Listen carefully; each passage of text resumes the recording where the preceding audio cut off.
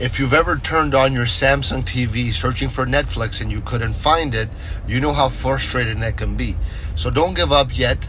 I'm going to show you 5 easy steps how to get back Netflix up and running on your Samsung TV. So first, you're going to check your TV's smart hub. Sometimes Netflix just hides there. So, if it's not there, don't panic. Let's try updating the software on your TV. If you still can't find it, go ahead and search for Netflix in the apps section of your TV. If Netflix still isn't showing, then uninstall and reinstall the app to fix any bugs. Okay, that's how you fix the bugs. Another trick is to reset your TV's smart hub to refresh anything. Lastly, you can also check your internet connection.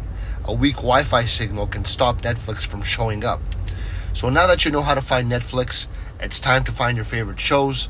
Don't forget to drop a like, comment, subscribe. Thanks for being here. Hope this helped. Love you. Ciao.